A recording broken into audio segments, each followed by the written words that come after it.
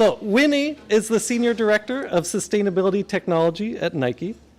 Outside of her day job, she has been serving on the National Council at the World Wildlife Fund since 2017. She was previously the Director of Energy and Head of Data Center Sustainability at Google. Winnie, thanks so much for being here. Pass it off to you. So hi everyone, I'm Winnie Lam. Thank you, Keegan, for the kind introduction. I'm currently at Nike leading the work on sustainability technology. And previously, I was at Google, leading data center sustainability. Also served on the National Council at the World Wildlife Fund. So I'm going to share a few stories about finding innovation in the places where they least expect bugs.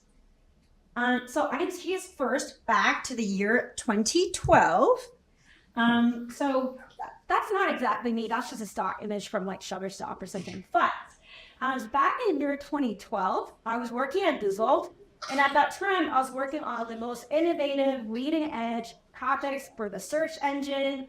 I was working on leading-edge projects for Google advertising, to get advertisers happier with their Google ads. So I was doing all this stuff, the latest and greatest technology, but I was actually really bored. And at the time, thinking back, I was doing this job, I just coveted it. But all these people trying to apply for a job at Google. And I think the stat that I've heard is that 0.2% of people who apply for a job at Google actually get a job. And so here I was, being so ungrateful, doing this thing, but I was just like bored to tears, and trying to get more clicks just didn't quite do it for me.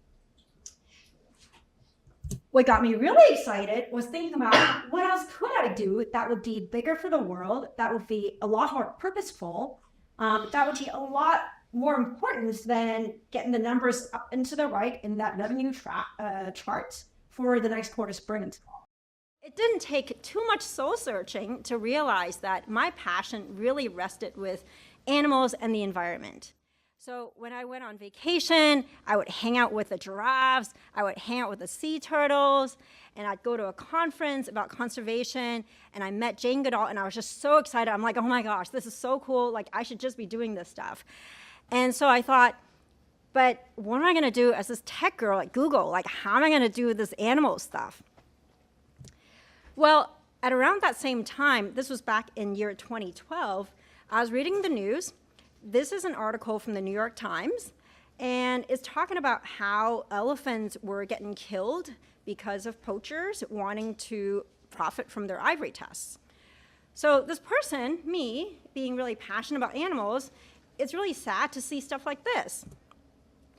And articles like this one from the National Geographic magazine, headline saying that elephant poaching were at their highest levels, illegal seizures of ivory products were at their highest levels in a very long time. So really, really disturbing. I felt so compelled to do something about it, and I had to really scratch my head and figure out, well, like, what am I going to do? This problem is so big. It's happening in Africa. Like, what the heck am I going to do about this in Silicon Valley? Well, I didn't have to look very far, as it turned out. So I was doing some research on this problem about elephant ivory, and I went to Google and did a Google search. So I typed in buy elephant ivory whatever, and I would get these search results and these ads that I could click on, and it would take me to these websites where I could buy random elephant ivory stuff, bracelets, necklaces, just random stuff. And I was like, this is what people were poaching these elephants for? Like, are you freaking serious? But apparently so. And then I did some further digging. I talked to my colleagues at Google, and I realized that these ads were actually against the policy. So as an advertiser, you're not supposed to sell the stuff on Google Ads. But apparently, that was not consistently being enforced. So I was like, okay, well, that is something that I can do something about. So I recruited some friends as volunteers, and day after day, we would do a ton of Google searches. We would note down all the offending ads that were trying to sell these elephant ivory things, would write them down one by one on a spreadsheet, and then I connected with this guy who ran the ads enforcement team who were reducing all the spam from Google Ads. And so every day, my friends and I added all these listings to a spreadsheet. I would send the spreadsheet to my friend there on the ads spam team, And he was really gracious, and he's like, okay, we're going to take these down one by one, and we'll do that time after time after time after time. Well, it got kind of old. And so we talked to the engineers, and we're like, hey, we've been doing this stuff with the manual ads spam enforcement team. Can we automate this? Well, of course you can automate it. It's Google. And so they did, but it actually wasn't that easy, because right around this time when we were doing all this work, it was at the peak of the holiday shopping season. And of course, the ads team was really busy dealing with holiday shopping peak cycles. But through some grease, through some persuasion, and maybe a little bit of charm, we got our way through, and we automated the system.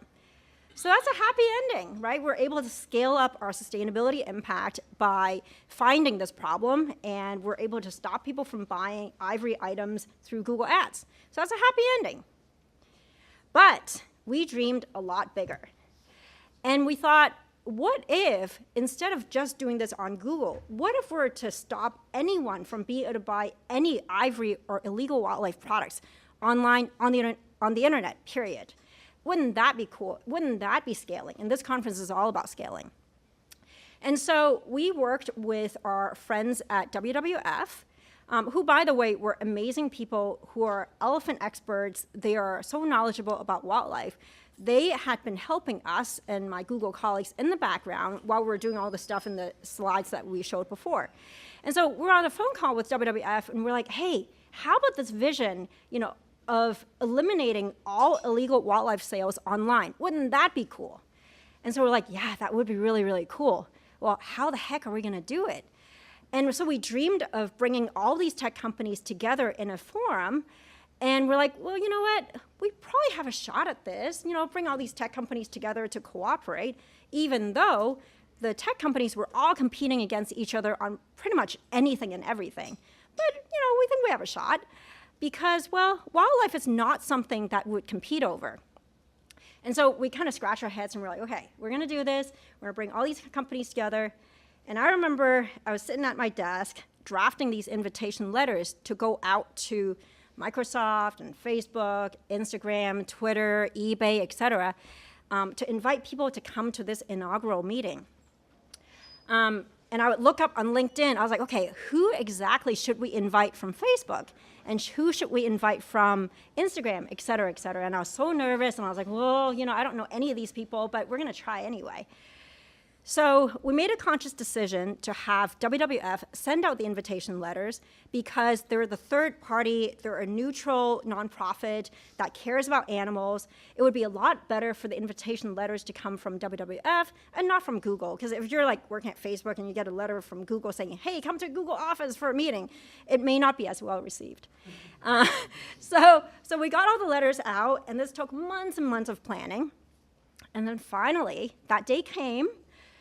I was really nervous, and the morning came. It was 9 o'clock, and then folks started trickling into the room, and you could just feel the vibe in the room. It was just a little awkward, right? Like all these competitors all standing around, trust and safety departments, et cetera. But then as the day went on, the crowd really warmed up because we're sharing our collective experiences of how hard it was to tackle this problem. We were talking about how some of these companies were getting blamed in the press for being complicit in killing elephants. We're sharing stories about how hard it was for some of us to deal with the bad actors who are trying to get around all the enforcement systems. And, it's like playing whack-a-mole. So it was a really good conversation, and folks really warmed up in the course of the day. And I think it really helped that we made a conscious decision to invite folks kind of at the working level who are dealing with these issues on a day-to-day basis, so the managers and the directors, and not so much the VPs and such, because we really wanted to have substantive conversations about what it is like to deal with this problem on a day-to-day basis. And it was all closed door, Chatham House rules. There was no press, nothing was talked about. It was just all about helping each other towards this cause of helping keep the elephants alive. So that was a good day, and we closed the day with this genuine desire and this unity to do the right thing for these animals. And we'd stay in touch for months and months and months. We'd do conference calls, we'd do an in-person meeting maybe every 6 months or so. So that went really well. And then I'm really proud to say that a few years after that inaugural meeting, we decided to go public about our commitment. So 21 tech companies all signed on publicly to say, we are committed to form this global coalition against wildlife trafficking online together. And we announced it. That was a really happy moment. And I'm really proud to say that today, which is, gosh, 8 years after that first meeting, perhaps, we now have 47 companies in Silicon Valley, in the United States, in China, in Europe, and many other parts of the world who are all joined in together in this global coalition against wildlife trafficking online. And as I think back to those days when I was sitting back at my desk, being really bored of figuring out ads and clicks and search engines and optimizations and blah, blah, blah, I could never have imagined that it would come to this. So I'm just so proud of all the partnerships that we've had over the years and people joining us on this cause where we really wanted to scale up our sustainability impact. So that's a happy story. Now, this is a 5-minute synopsis of work that spanned over 10 years. As I was doing all this, I was like, I need a different job. And my passion has clearly been in the sustainability space. So I just need to do that every single day. In addition to work on this, which was, by the way, a side project, a passion project for me, which at Google we had called those 20% projects. So I was like, okay, I need a day job so I could work on sustainability all the time, every minute of the day. And I was really lucky that I was given a break. And I worked on sustainability for Google's data centers. So my first job was to make our water usage more efficient. So for those of you who may not be familiar, data centers are server farms. They house thousands and thousands and thousands of computer servers, which when these servers run, they get really hot, and you need to cool down these servers, you need to cool down the data center in order for these places to continue running. So Google, like many other data centers, use evaporative cooling using water to do the cooling. So my job was to make our water usage more efficient.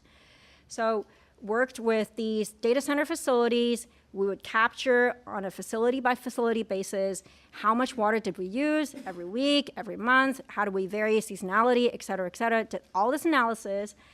We'd figure out ways to maximize how many times we could recycle the water within each facility. We'd engage in friendly competition between different facilities so that we could see, hey, can this one facility do better than the other, and have some kind of friendly competitions. So through all those efforts, we're able to save 10% in one facility, 20% in some other facility, which at Google scale, 10% savings at one facility translated to many, many, many gallons of water. And many, if I'm going to take shorter showers, this translated to me probably never showering ever in my life again. So that's sustainability at scale. But again, we wanted to be more ambitious. We thought if we really want to up our game on sustainability, how about not using water at all for cooling where possible? Well, this is the picture of a data center in Ireland. This is the Google data center in Dublin. The climate there is very moderate. And so just like how when you're at home, you want to cool down on a cool day, you open the windows, you turn on some fans, and you cool down. And analogously, we could do something similar in a data center where we could open the windows or the vents, run a bunch of fans at the industrial scale to cool down the servers. So I worked with the mechanical engineering team, and we came up with a design to use what's called direct air cooling instead of the conventional way of doing water cooling. And we discovered that we could achieve the same energy efficiency, we could get cost parity, and we could do all of the above and not use water at all. So that sounds pretty glorious, right? And we did all these presentations and all these approvals, and were able to get through this fundamental change in the data center design in Ireland to not use water for cooling. And by doing this, we're able to reduce the water consumption by 99% compared to the baseline. So that's sustainability impact at scale. So you're not talking about saving 10, 20%, which by the way is still really important. You're talking about saving 99%. So really proud moment. But I'll tell you, the hardest part about doing this was not so much in the engineering. I mean, the engineering was hard. We had to crunch a bunch of math. We had to figure out all the designs and all that stuff. And, we had really talented mechanical engineer colleagues who did all of that work. So, that was hard-ish. But the hardest part was with the people. It was the human change management bit. I remember as we were sitting through all those meetings, trying to make the case for this, there were many comments being made about, well, if we're to do this direct air cooling thing, what about if we decide to change our minds one day? How about the fact that this is a snowflake and this design would be different from all the other designs at all those other Google data centers? How about if we were to change our server design in future such that the heat density on a per square foot basis would be higher? Et cetera, et cetera, et cetera. And there are many comments being made, which all of them have some technical merit.